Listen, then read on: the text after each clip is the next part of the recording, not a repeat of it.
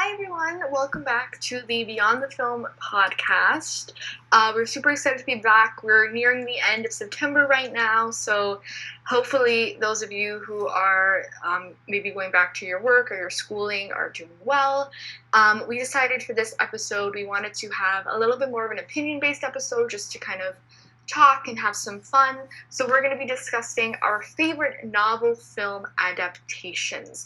So basically we've kind of made a collection of 10 of the best novel to film adaptations in our opinions that we'll discuss a little bit about the information about the film and novel themselves. We'll discuss about our opinions on them, how we felt they reflected the novel, the story, so forth. And then we'll do a little list of some honorable mentions that we didn't get to go through in that top 10 list. And yeah, just gonna be a fun time to talk about our love of film, talk about what we think works, what we think doesn't, and hopefully maybe give you some recommendations of novels to read or films to watch. Okay, so with that being said, why don't we just get right into it? So first, we're probably gonna, I think, list off our top 10. So if you want to introduce that.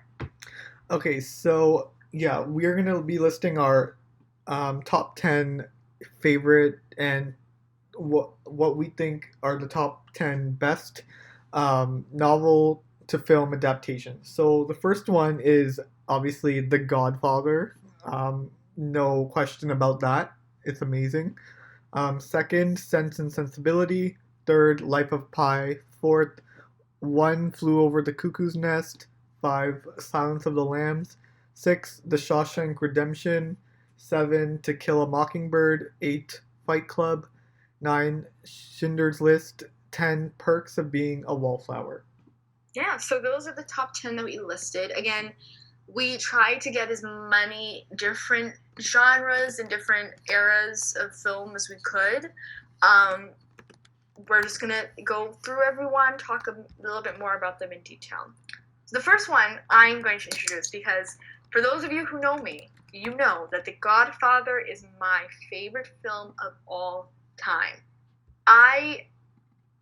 It is the film that got me into films.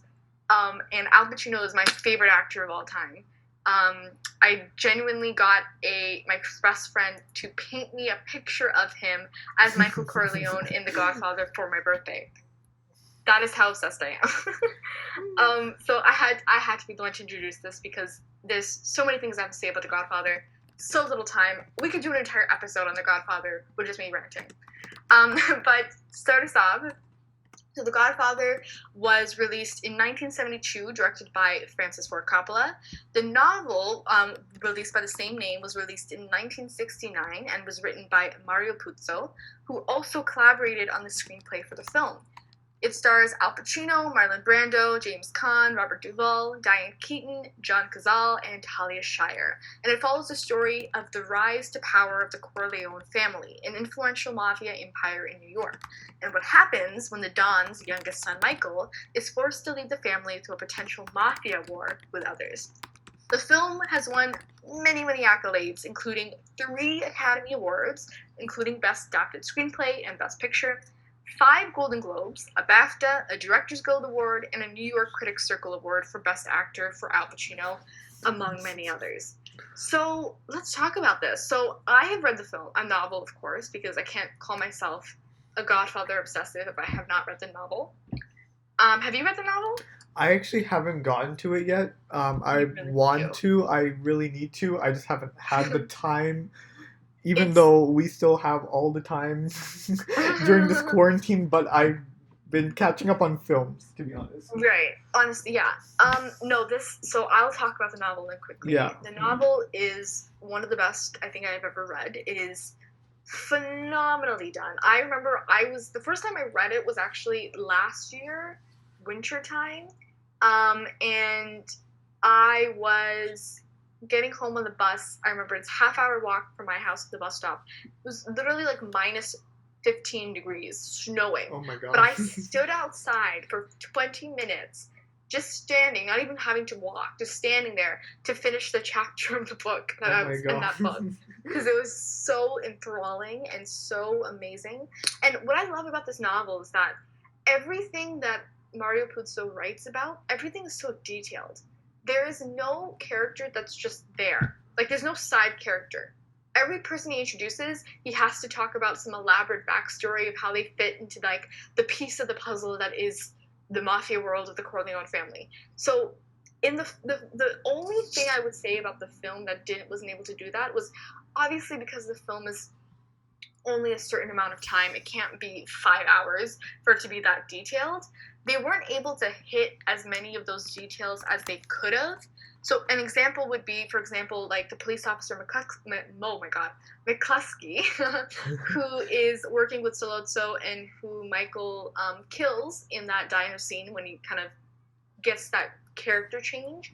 They kind of presented him in the film as being just like a regular corrupt cop, but in the novel, he actually has a really interesting backstory and link to the Solozzo's kind of drug operation and it's interesting how he turned into that corrupt cop. So in that way, the characters, there wasn't as much depth to them just because they had to be condensed. But otherwise, I think every single character, I'm gonna be a little controversial and say I'm sorry, but I did not like Talia Shire's Connie. I think Connie was not good. I do not think she did a good job as Connie Corleone. But every other character I think was so well cast, so well done, especially Al Pacino and Marlon Brando. Marlon Brando, of course, who committed insanely to that role. It's I think in general as well. Not only is the plot and story gives you a different view on the crime genre, right? This is, if you look back, this was in the 70s, early 70s. This is a time where noir was kind of coming out of it, right? And those crime, rugged police dramas were always about the same thing, right? It was always the antagonizing of those characters, especially when you kind of use the word gangster, especially towards the Italian American community, right? In the mafia. Yeah. This story was able to paint that community and paint the word gangster in such a different way that it changed the genre as a whole, right? It didn't talk about the power grabs or just the murders. It talked about the struggle behind that, the fact that Don Vito came from Sicily as a young boy and had to struggle and did what he could to provide for his family, right? Like it humanizes those characters that would otherwise be antagonists to the story. So that, first of all, just as a story, was amazing to see, and then as well as the production of the film was a story of trying to beat the odds. I actually purchased a book called The Godfather Annotated Screenplay. So it includes a full screenplay from the film, including annotations about director's notes, behind the scenes pictures, facts, and things like that, because I had to have that in my book library. And it talks about how every person on that set or that crew, the production company was against. Francis Ford Coppola, that was his debut time filming for a big exec company. They wanted to fire him the first day because they didn't know if he would be able to do it. They didn't want to hire Al Pacino. Coppola's the one who fought for Al Pacino to be cast because they thought that Al Pacino wasn't right for Michael. He didn't have the right look or so forth. Every single person, even Robert De Niro. Robert De Niro actually auditioned for, I think it was Sonny, who was Michael's brother, and then ended up getting cast as Don Vito in the second Godfather. But he even was starting out, and that is what gave him his break. So all these amazing directors, actors, producers, they got their start through this film. And it changed the way that film was looked at in a huge way onward, which is why it's considered to be such an influential piece of cinematic history. So after that gigantic spiel, if you can't tell why I'm obsessed, that is why. It's a really would you good like film. to add any thoughts to that? No, I honestly, I loved the film. I remember watching it with my dad because it was coming on TV one night, and we just were sitting there in awe because like every single time I've seen this film, it's just like a new experience. I feel like Oh, for sure. we like even with like my dad, he loves the movie. He loves these kind of like gangster movies, and like even with him, he had like a completely new experience. Like we were seeing it for the first time, and we were just captivated by the whole plot and the performances, and Mhm. just everything. It was just like it's a movie where you like it has no faults. Like I really just it's such a well done movie, Oh, for and the sure. performances are amazing. And every time, um, I feel like every time I watch it, it's just a completely new experience, which is like something that you don't really get with movies nowadays. It's So, very true. I mean, yeah. I remember that I think I was so like I read the novel before I watched the film. So of course, watching the film and kind of being able to like catch up with everything that was happening and just being present and witness to this amazing piece of work was so special to me. First of all, just being it, and then I remember the last scene of Al Pacino or Michael getting mad, where it's Diane Keaton who comes into um, the Michael's office because Connie has just accused Michael of killing her husband, Carlo, Hmm. as we know who he's abusive. And then Kay asks Michael if he did it. And Michael says, "Don't ask me about my business." And he tries to stay calm, but then there's this moment where he snaps and he yells at her and he goes, "Enough!" And he bangs his fist on the table. And I literally had chills. Oh I yeah, had yeah. chills. And to Hmm. top it all off, he lies to Kay. He tells her something different, and then he walks out. And that point where you see him enter another room where the other mafia associates are, and you see that frame where Kay's sitting there or standing there, and the door closes on her face to Yeah. end the film. I had to just take a breather. It I gives was, me chills every time. it was just like, I'm like, that is what a good film is. Hmm. Like that's what a film is in general. And then I think that's what really got me on the tangent of like, wow, like film is so special. And then I got serious about it, and I grew such a gigantic love and knowledge for it. Yeah. So yeah, I think in general, The Godfather will always have that special place in my heart, and I will never ever get over watching all three of them. And I would actually like to say that for those of you who don't know, The Godfather is actually technically a part of a trilogy, Yeah. or not trilogy, but Mario Puzo, after the success of the first film, made a prequel and a sequel talking about different aspects of it. Yeah. The second Godfather that actually people like more than the first, which I like the first more just because I read the novel, so I have like that connection to it. Although I think the second is just as equally amazing. Hmm. The second one was not based off any book; it was based off a screenplay that was written in collaboration with Mario Puzo. And actually, the book is so long that technically the first film is like half of the book. And then the other half, like for example, the backstory behind Don Vito Corleone is in the second film. So that they kind of broke it up that way, but the second Godfather isn't based on a novel. It's based on technically on a screenplay. And the third Godfather is also on a screenplay. I don't find the third Godfather as bad as people think it is. I don't. Although I I will didn't think it say was that that bad either. Sofia Coppola is much better at directing than she is at acting. Yeah, honestly. I was very underwhelmed in her I performance, mean, we're not unfortunately. trying to throw shade, but she's a better director. Yeah, that's what I mean. She found her place. Yeah, she did. Yeah. She did much better in her directing years than in her acting years. Yeah. But overall, that trilogy, fantastic, amazing, masterpiece. No other way to put it. Yes. Okay, moving on now. Okay. So, the next. Oh, do you wanna mention some of the awards it got? Oh, I think I did it already. Oh, okay, okay. Sorry, I was so encaptivated by the what you were saying. My spiel. Yeah, your speech was amazing. Oh, thank you. Yes, it was a nice TED talk. Yes, very very long TED talk, unfortunately. No, it's not unfortunate. So the next book adaptation we're going to talk about. Actually, I haven't seen this one, but I've heard so many good things about it. I remember in our English unit, well, one of the other English units, we teacher was teaching this one, and it's Sense and Sensibility by Ang Lee. Well, that's the director, and Yeah. so the original novel was actually written by Jane Austen in 1811, who is an amazing writer. hmm I have seen this film, Oh, okay. and I really liked it. I thought it was a really for period. I'm not a huge fan of period pieces Yeah, sometimes. same. Yeah. But this was one I really did enjoy a lot.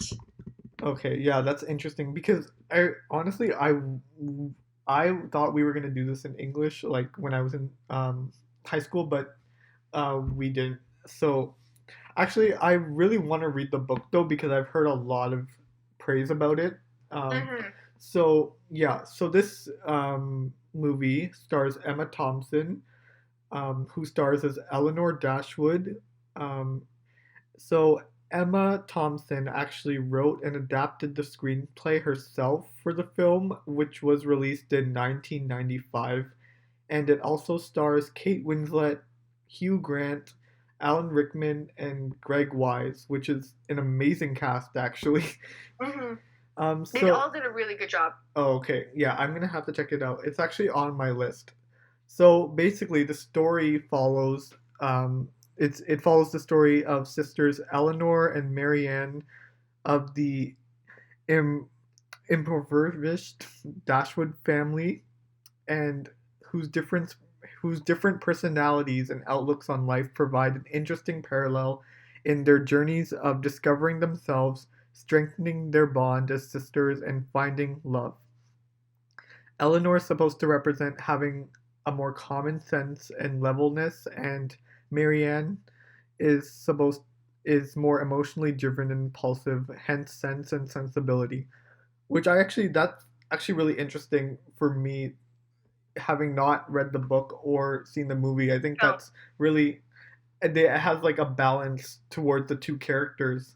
right. And I think, the story behind Emma Thompson actually writing that screenplay, which I will say is very very well done in the respect of trying to stay true to Austen's work, Hmm. but still bringing a fresh perspective and still cutting out things and trying to like rearrange things and adapt and do that kind of stuff. She, I know, wrestled with that probably. I think it was like 4 years before she actually presented it to be put Oh to the wow. screen. On top of the fact that she stars in it, and I mean, it won an Academy Award. Hmm. She did a really good job. It was like crisp, clean. Wow. It had sequence and structure to it while still kind of bringing that sense of whimsy. And of course, I mean, there's the stereotypes. It's Jane Austen, 1811. You can't, she wanted to stay true to that, and she didn't want to try and change it. Oh, Um, okay. but I think that it's fantastic. I think in collaboration of both Ang Lee and Emma Thompson, they both did a really good job with it. Oh wow, that's really good actually.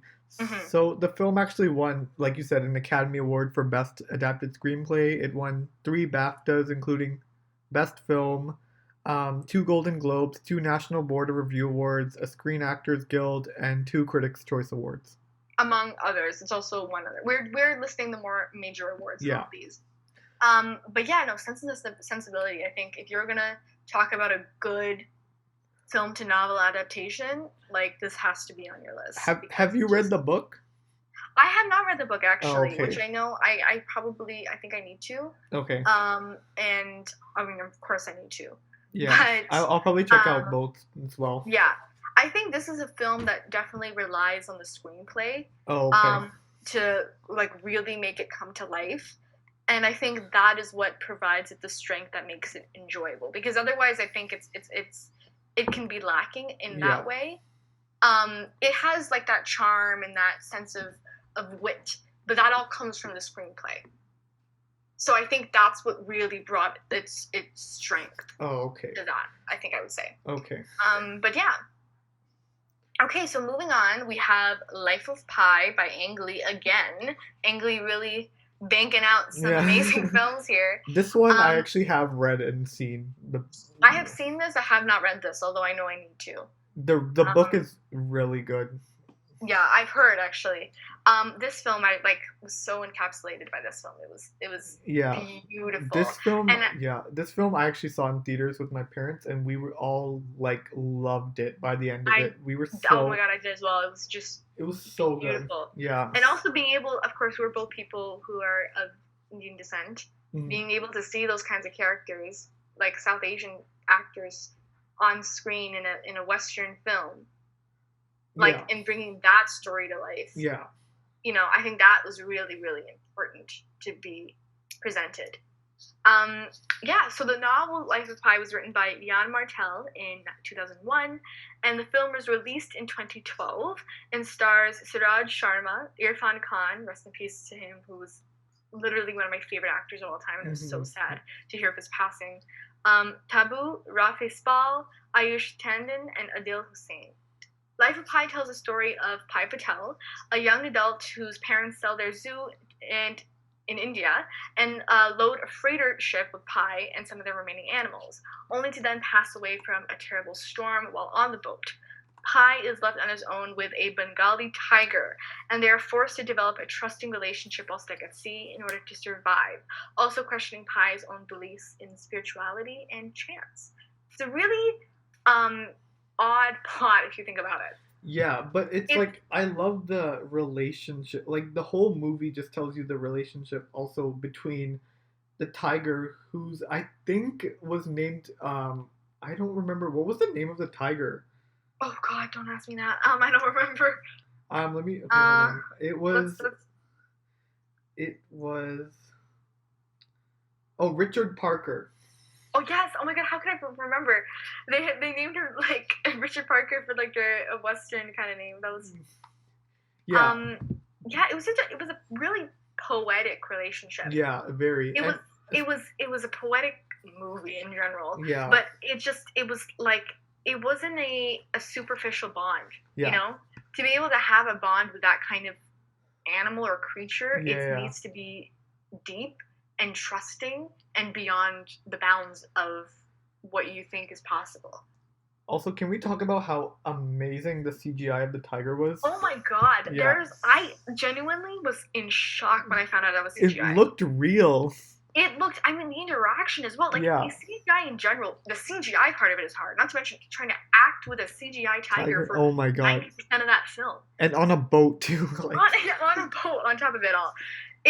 It was, oh my god, that was fantastic. I'm shocked it didn't win anything for the CGI, actually. it should have honestly. It was like so realistic It was so realistic. and also Um, like the whole like story behind it, like the story of survival and just having to survive in when you literally are in the middle of the ocean with nothing but a tiger and a boat. right, it's the symbolism behind that. And Yeah. also the progression of how that affects you as boy to man Yeah. to adult, Yeah. you know? Um, And like also human versus nature and stuff like that.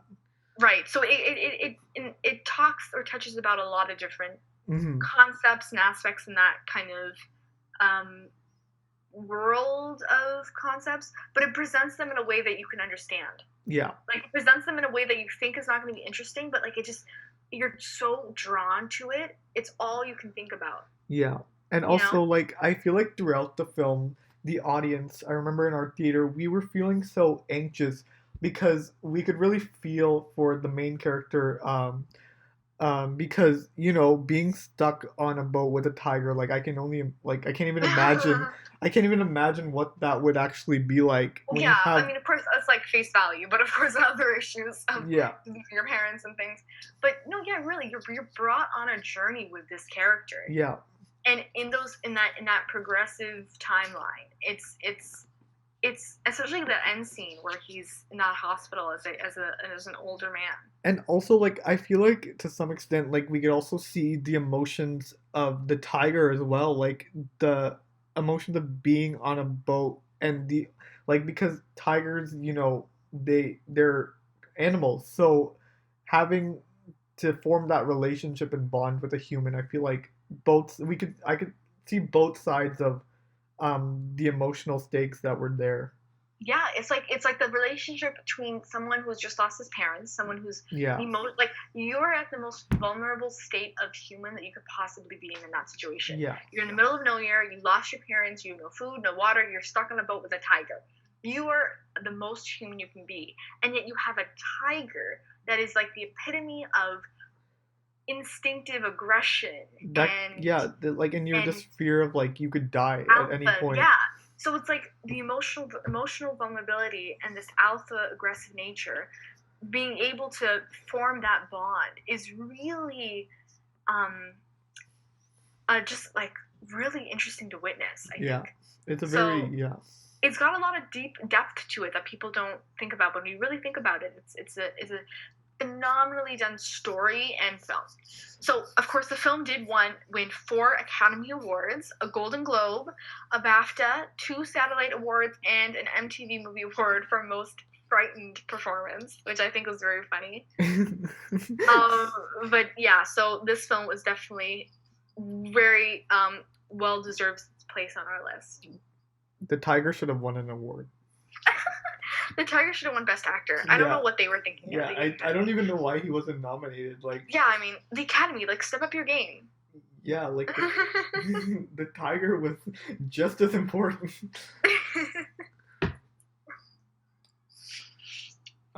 Yeah. So the next film is the book adapted into film. This one I think we've both seen, right? Yes, and Yeah. I have been in love with this. I've loved this film to death. Yeah.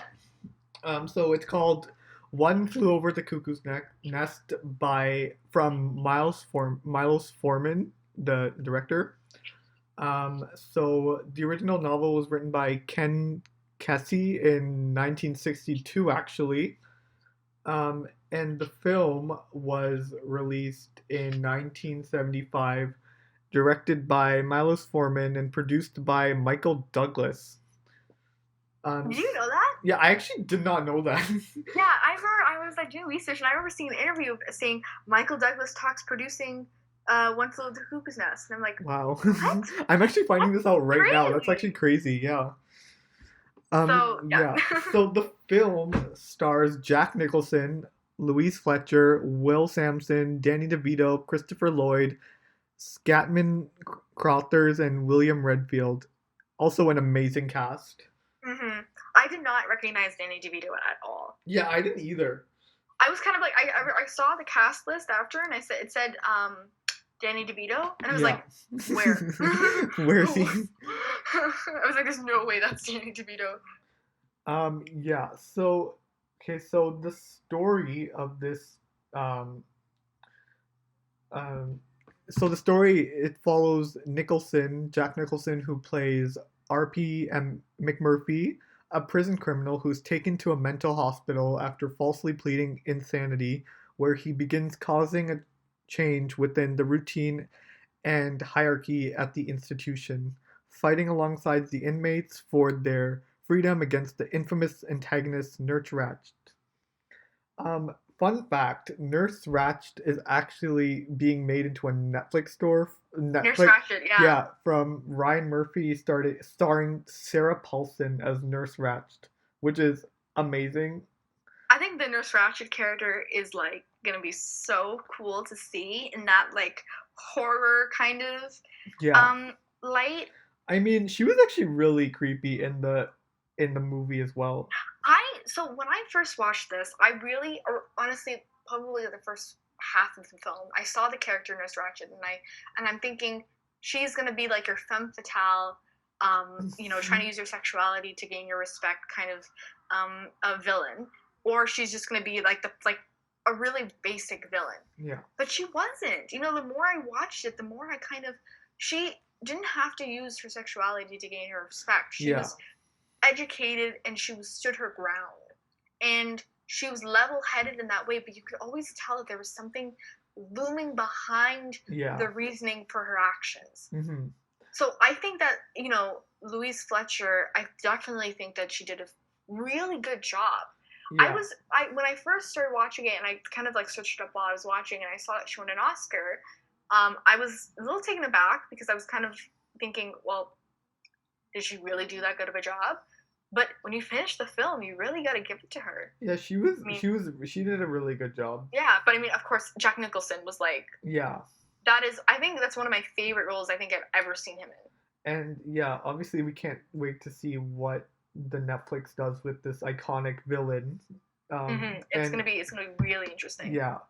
So yeah, this film won 5 Academy Awards in all the major categories, including Right. Best Picture, 4 Golden Globes, 6 BAFTAs, a Directors Guild Award, a Writers Guild Award, and a People's Choice Award for favorite film.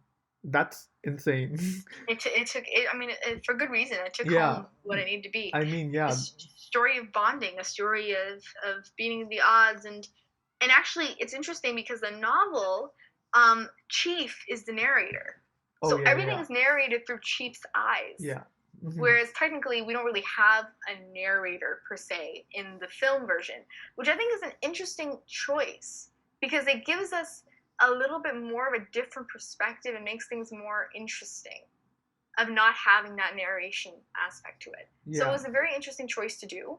And I did think it worked in his favor, but this is definitely one that I love going back to and Hmm. love seeing that like also the like when you notice Jack Nicholson's performance as being going from one who thinks that he is there just because, Hmm. like he knows that he can go whenever he pleases, to someone who realizes that he is stuck Yeah. and he doesn't know how to deal with that. And Yeah. it's so like really it's a vivid performance in that way. It brings light to such a dark setting. Hmm. Um, so that's why that will definitely be one of my favorites. Yeah. So now moving on to the book adaptation. And one of my favorite films Yeah, one of of all my time. yeah, I've same seen with this, me. I think, 3 times. I've seen Um, this I've seen this so many times. It's so good. They actually played it in my so good. school one time for Halloween Oh, last did year. they really? Last That's year they did. I was hilarious. like, I wish they did that at my school. and people were like, the teachers, like some of the teachers, like, oh my god, like their mouths were dropping because they could not believe that we were playing Silence of the Lambs. That's so funny. Yeah, so Silence of the Lambs, directed by Jonathan Demme, Hmm. iconic psychological horror film.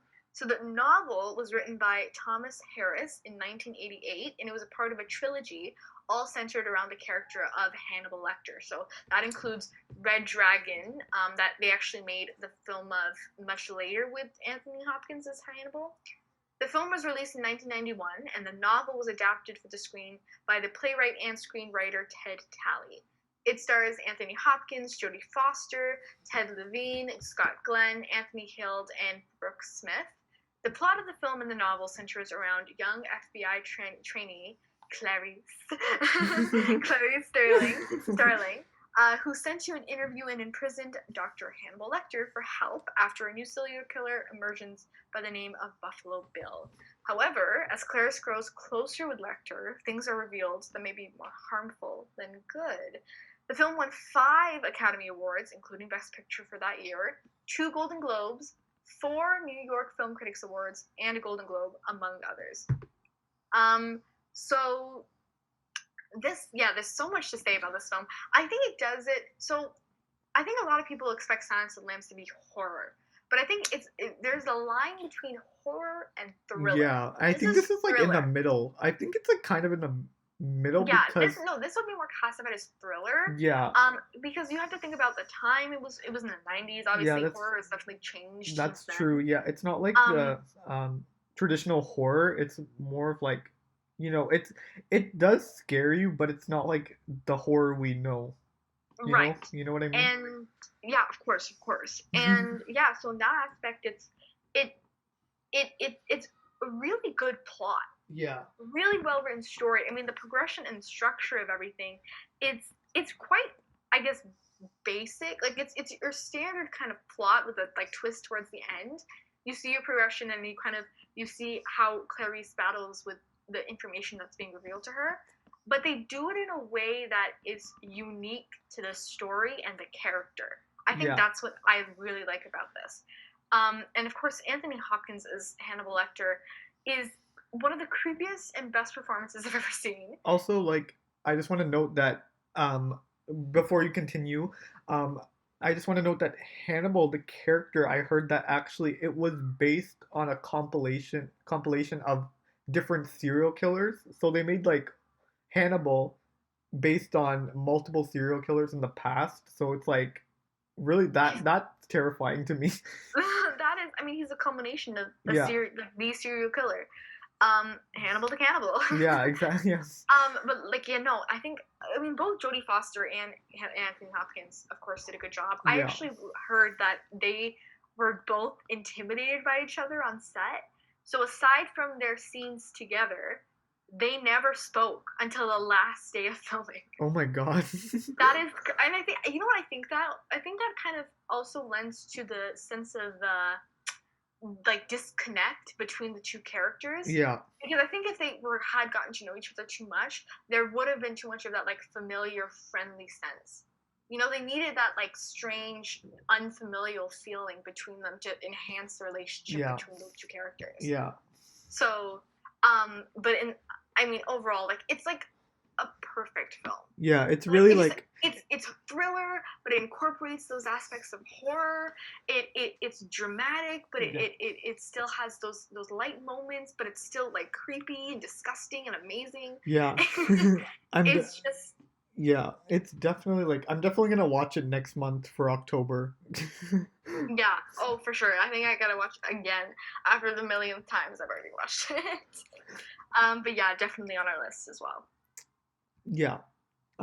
So the next film we're gonna talk about is actually one of my favorite films of all time, and that is Mm-hmm. The Shawshank Redemption from director Frank Darabont. So this film was based off of a novella written by, actually, it's written by Stephen King in 1982 called Rita Hayworth and The Shawshank Redemption. So this drama crime film was released in 1991, and in which both Stephen King and director Frank Darabont collaborated on adapting the story for the film. It stars Morgan Freeman, Tim Robbins, Bob Gunton, William Sadler, Mark Rolston, Clancy Brown, and Gil Bellows.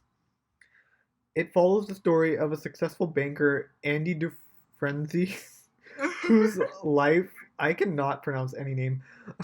So Andy's his life is turned around when he is acquitted at the Shawshank prison for the murder of his wife and her lover in 1947, which he actually did not commit, so he was falsely accused. And over the 19 years, he proves to be an unconventional prisoner, befriending another prisoner and enduring the tough realities of prison life. So, what I love about this film is that it shows not only an amazing performance from Morgan Freeman and Tim Robbins and as everyone else, but also like the book was. I heard that the book was like adapted so well. I haven't read the book. Have you read the book? I have not read the novella actually. I Yeah. have not. I need to get more onto my reading of Yeah, those honestly, based same. stories. But yeah, this film is just. I feel like it's perfect. It's so inspiring as well, and so heartfelt because, as the audience, we know that he was falsely accused and he did not commit what he went in prison for. Only he knows that though. Yeah, yeah, only he knows that. But sadly, he went to prison for something that he did not do. And you just see that progression throughout the film, and you just see like how he just has to deal with it. He can't really Mm-hmm. do anything. So, and I He makes think the best of his circumstance. yes, and I think that his like relationship with Morgan Freeman, the relationship between the two characters are amazing. Yeah, it really is something. Like they did a really good job. That the chemistry between those two. Yeah. I loved it, and I loved the progression of the story over like the 19 years that it was taken, Hmm. and very very sad as well at times. Yeah, Um, it's very emotional. it's very emotional, and I mean, of course, that epic montage or iconic montage of him trying to escape. Oh yeah, Uh, yeah. or spoiler. Oh, sorry. We'll try not to spoil on any film. Yeah. We will try our Um, hardest. No but promises though. no, it's just. I mean, it's amazing. It's a an inspirational story in an unconventional method of storytelling. Yeah. I think. So although this film was heavily nominated, it was actually nominated for 7 Oscars, tied with Pulp Fiction, that year, and it only received a Japan Academy Prize Award and American Society of Cinematographers Award to Roger Deakins, which I found so shocking because Yeah, it should have I received at know. least an Oscar. At least one for Yeah, something. yeah, it was just I mean, even like cinematography for Roger Deakins. I don't know what else was up against. They were up against that year, but mhm. I mean, it was definitely um, it should have it been a much more of a top contender in actually winning the Yeah, awards. I yeah, think. But yeah, no, definitely a favorite for us. yeah. Yeah, so next up we have To Kill a Mockingbird, the iconic To Oh Kill my a god, Mockingbird. I love this movie and this book. I read it countless times. Oh yeah, I still haven't seen. I still haven't read the novel. I've seen the film, but I haven't read the novel yet. The film, of course, is done by Robert Mulligan.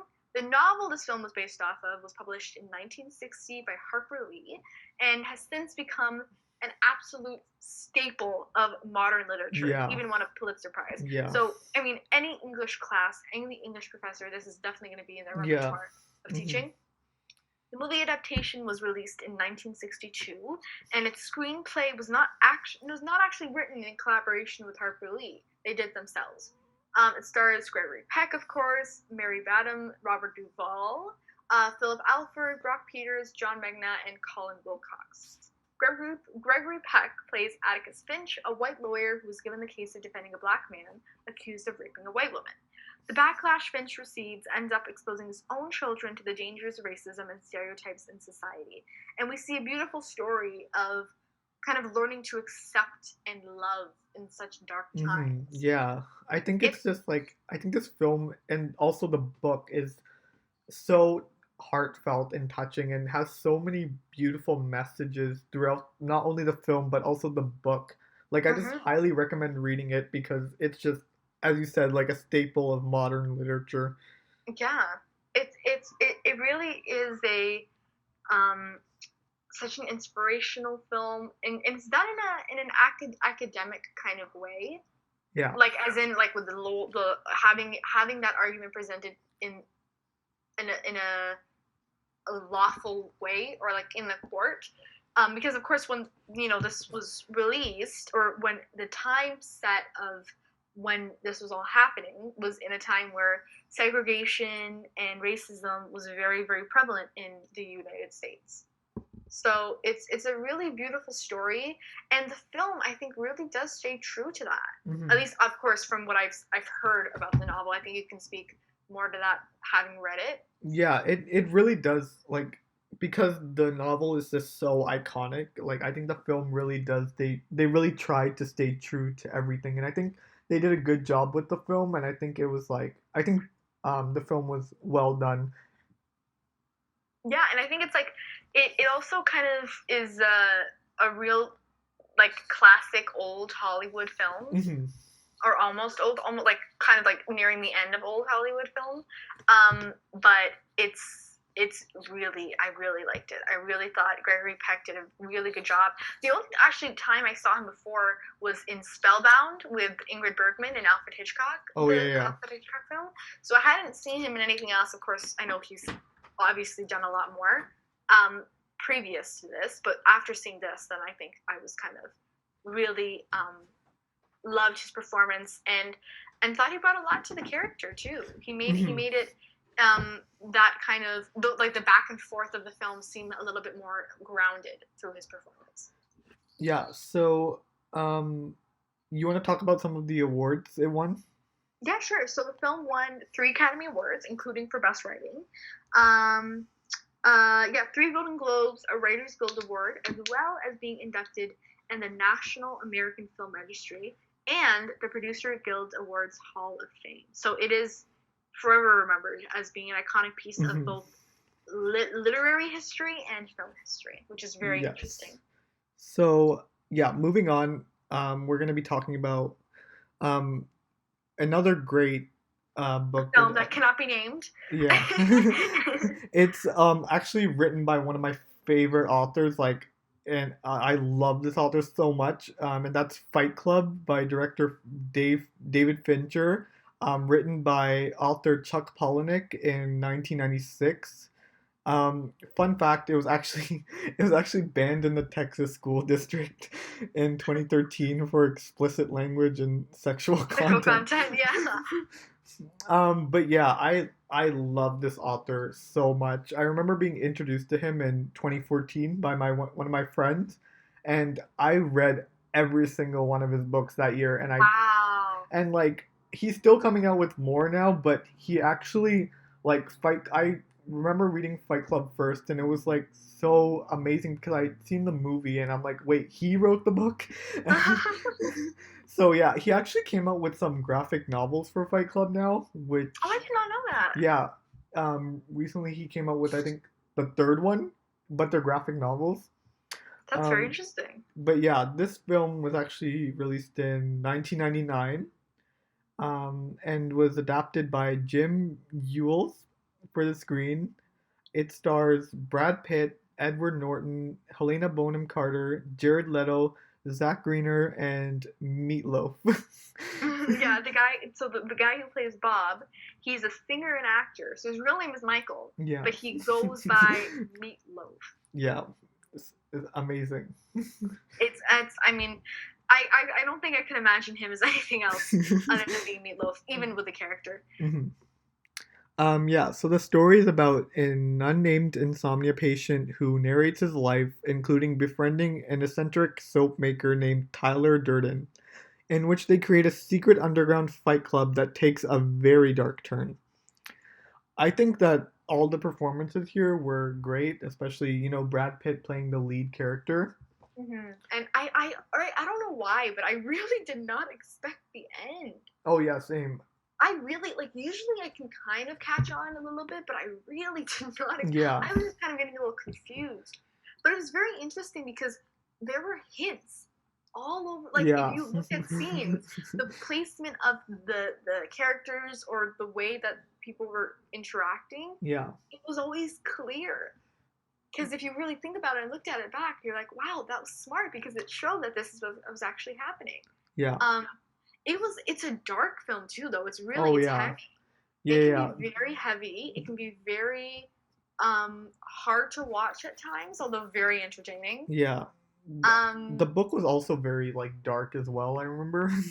yeah, it's just like it's so just kind of out there that it just becomes so much more enjoyable, I It's think. yeah, it's a very enjoyable film. I mean, it's not everyone's cup of tea, but it's definitely enjoyable. Right. And I think for like 99, like that was definitely one of my favorite Hmm. films of that year. Yeah. And of course, yeah, Brad Pitt and Edward Norton do an amazing job. Yeah. Even Helena Bonham Carter, I really liked her character. Oh yeah. Of the iconic line of "If I had a tumor, it Yeah. would be me." And just like even the story itself, that was a really odd. Concept. Like I don't know where you have to go or where you have to experience to come up with that kind of story. Hmm. But it's really good. Like you got to give it to them. And David Fincher is one of my favorite directors, and he just knocked it out of the Yeah. park with this one. I really truly believe that this is Hmm. one of the staples of his work. I think. Yes. And it also I think pacing was one of the things I really enjoyed about this Yeah. because it was it kind of had a good balance between it wanting to be very fast paced, but also bringing it back at times and making sure that they took a breather to kind of allow for other things to play out. Yeah. So I think it was a good choice to kind of meddle in and how they can incorporate having it very, very fast paced while still dialing it back. Yeah. But yeah, overall, just like knocked it out of the park.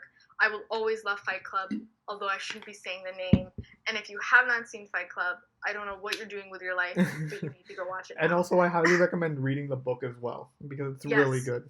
hmm Um, So next up is Schindler's List, which oh wait, is we forgot to mention that this film was the Fight Club oh was nominated oh my for goodness, an Oscar. we're jumping ahead. We're gonna just briefly say that it was nominated for an Oscar and it won 6 awards at the Circuit Community Awards and won 2 Online Film Critics Awards, along with being nominated for many other. But those are just the three hmm main ones that we listed. Yeah. Right. So now Schindler's All List. right. So next up, so we're gonna go to Schindler's Yeah, List, Schindler's. by Steven Spielberg. If you are a film lover, film enthusiast, film buff, you know that this is one of the best films ever made, Yeah. and that you must watch this film if you want to be considered a film enthusiast. I want to read the book as well. Me too. I really like it's. I had to set time aside to actually watch this film because it's very long. See, But when we like with the two of us, when it comes to films, we're good, but when it comes to actually doing the book research, yeah, I think that's also a part of it. But yeah, so this epic historical yeah, drama, it's very good. it's actually based off a film entitled Schindler's Ark by an Austrian writer by the name of Thomas Keneally, published in 1982, and then the film was released in 1993, both directed and produced by Spielberg and written by Steven Szalien, based off the novel that the Austrian writer had produced. It stars Liam Neeson, Ben Kingsley, Ralph Fiennes, Beth Davids, Carolyn Goodall, and Jonathan Sagel. In 1999, businessman Oskar Schindler joins the German Nazi Party and opens up a factory that employs Jewish workers for similar reasons of the party. However, once the extermination of the Jews begins, he starts trying to protect them for his own benefit to keep working, only to soon realize he's also saving innocent lives. So this film is, one of the reasons it's so well done is there's so many different aspects I think that are put to the forefront of this film. Like we can talk about cinematography, we could talk about plot, we could talk about dialogue, screenplay. But one of the standouts I really do think was the acting. Right? I think the performances were amazing. Yeah, I agree, but like at the same time, I feel like I don't want to say too much about this film because it's like something to really watch. Like when you watch it for the first time, you're gonna be like very like shook and very like it's like a very it's honestly like a masterpiece. It's It so really it employs all those filmmaking techniques that you want to see in a good yeah. film, but makes them unique. That's why He yeah. uses them he really uses them as symbols to enhance a story. Like for example, like with the cinematography and the use of color. Yeah. That's why that was Yeah. That's why I said like I don't really want to say too much because if you're gonna watch it, if you're planning to watch it for the first time, like you'll right. be very shocked. I wouldn't want to like spoil too much, yeah. but that film is just like, oh, I love that film. I know, I love it too. It's so good. It's heavy too. I mean, it's a very difficult topic. Yeah, it is. But that's also one thing I love.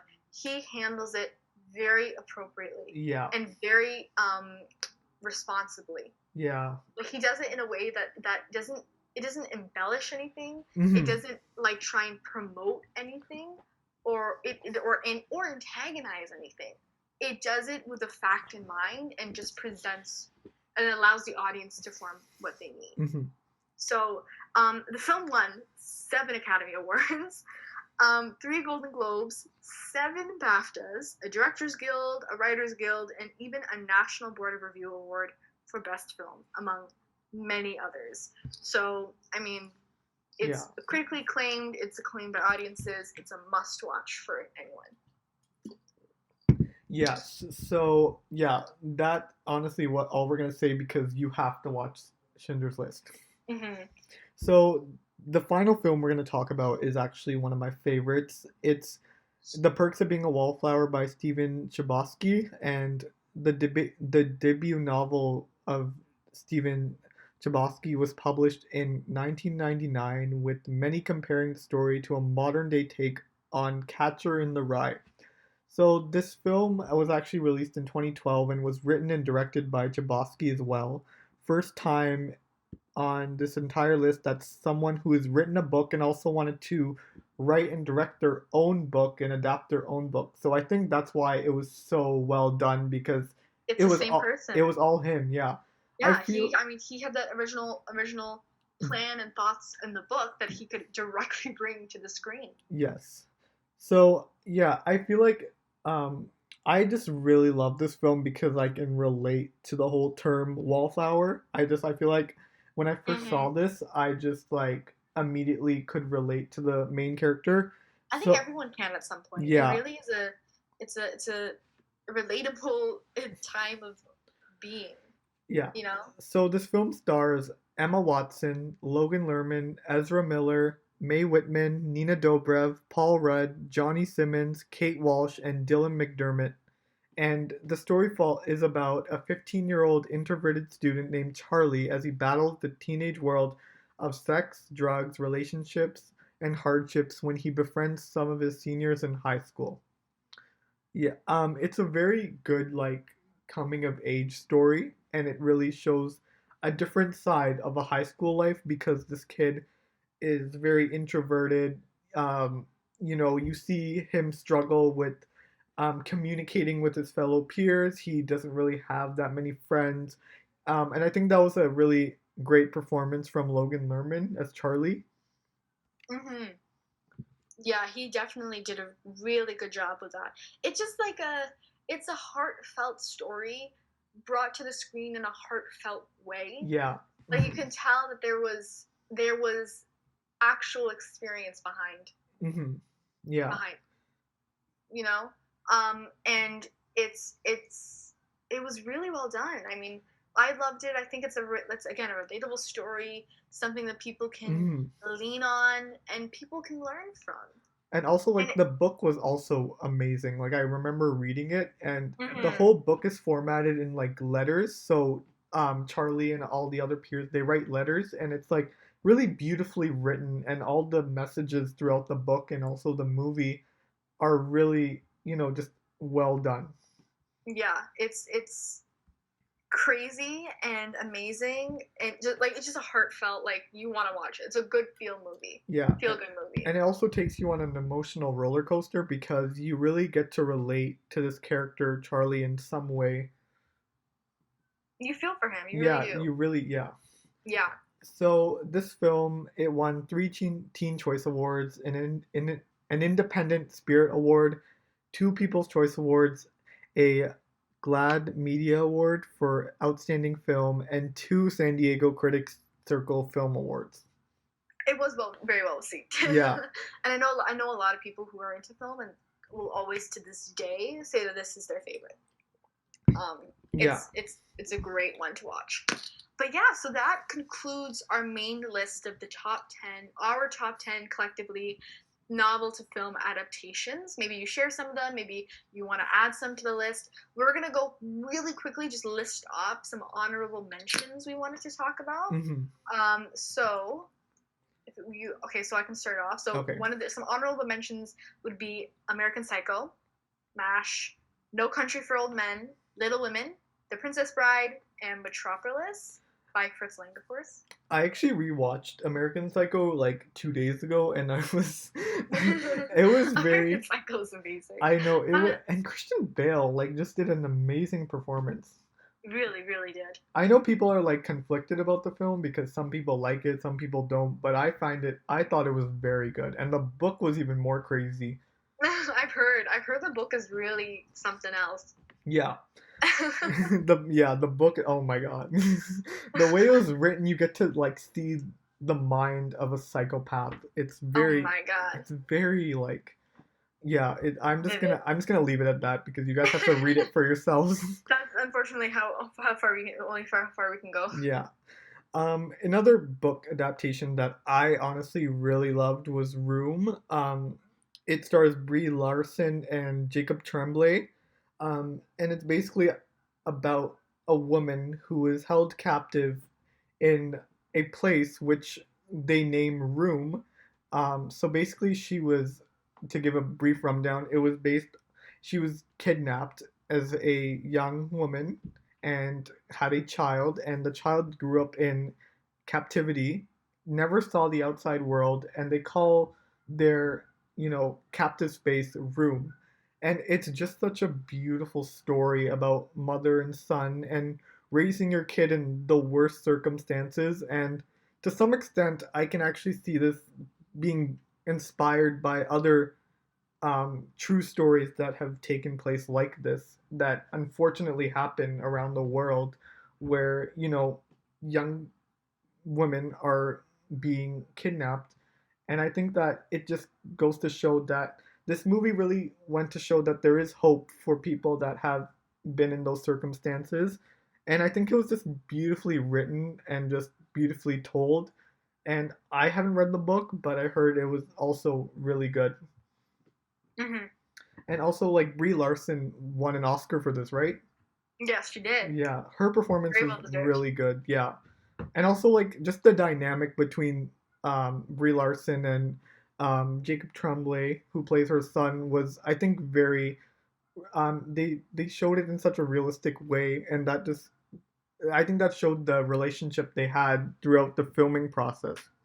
Hmm.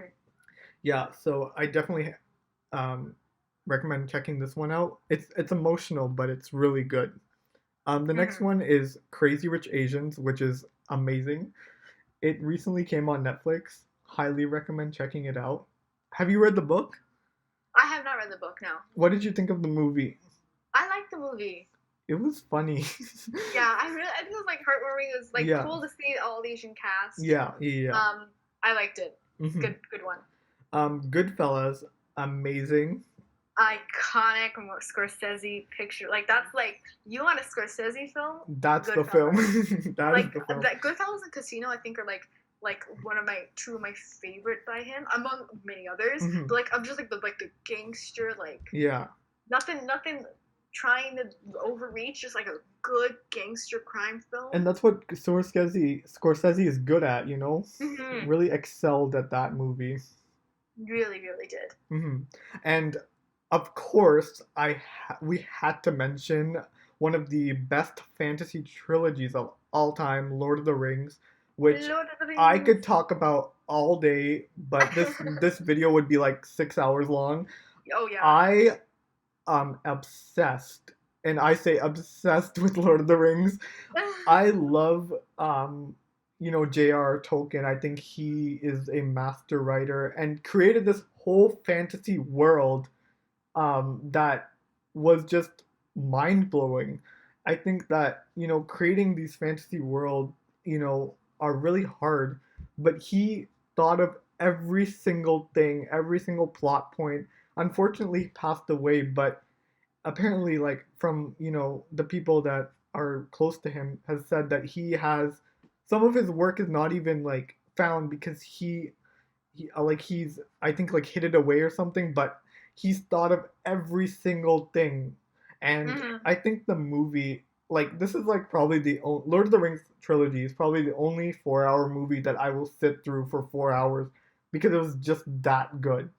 Oh And yeah. it has an amazing cast, Elijah Wood, Viggo Mortensen, Hugo Weaving, Ian McKellen as Gandalf, Orlando Bloom as Legolas, like just an amazing cast and an amazing characters that have been brought to life with an amazing cinematography and an amazing score from Howard Shore. Like Hmm. I love these films and the books as well. I've read the books countless times. Hmm. No, it's a Yes. fantastic series. Fantastic series. Yeah, it's just yeah, it's beautifully done and the visuals and just bringing a book to that like that to life is very hard, but I think Peter Jackson really captured what J.R. Tolkien wanted. So yeah, I Hmm. that's all I'm gonna say because I'm gonna go off. But yeah, I think that okay. So that ends off this longer episode. But I really enjoyed this episode. Really Yeah. talking about all these films Hmm. and just getting down to like why we love films in the first place. You know. And also So like it just shows you like how many great books have been adapted into movies. I mean, there are a lot Right. of like books that have not been able to be adapted. There's always that notoriety of that books adaptations are never living up to the film. Yeah, And these are some films that really like they did a good job in yeah, overcoming that. yeah. So, but yeah, I think I think I can speak for both of us saying we had a lot of fun with this, Yeah, it was and really hopefully fun. we can do more of these like opinion pieces for future episodes as well. Yeah, Yeah, okay, cool. So thank you guys so much for listening. Again, hope your end of September is going well, coming into the fall months.